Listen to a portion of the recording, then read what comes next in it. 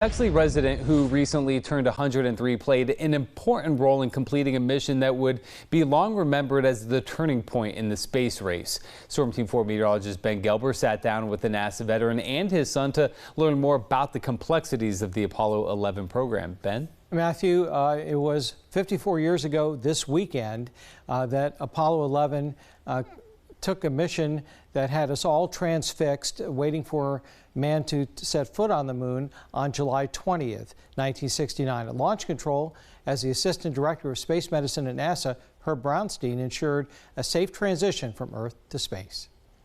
Liftoff on Apollo 11.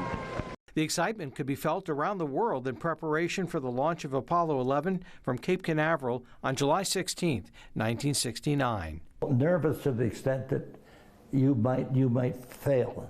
Herb Brownstein was one of 10 people at NASA who could halt the final countdown 10 seconds before liftoff while viewing the launch through a camera system.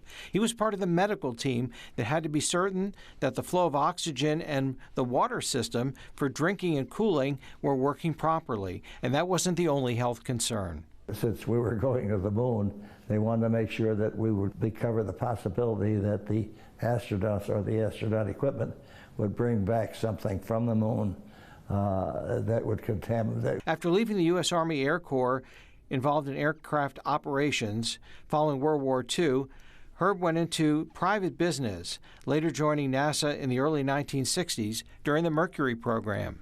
The urgency of what you were doing, you missed that. It's the first time man had been on the moon.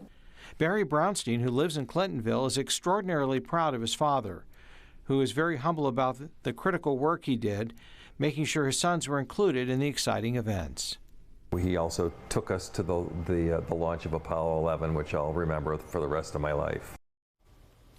It's certainly fascinating stuff there. Of course, Apollo 11 was a little before my time, but we were talking earlier, during that time, going to the moon seemed like the most impossible thing that you could imagine. We were in the middle of the space race with the former Soviet Union. There was a very competitive nature and the development of science and technology, but the thought of man or humankind on the moon had been a dream.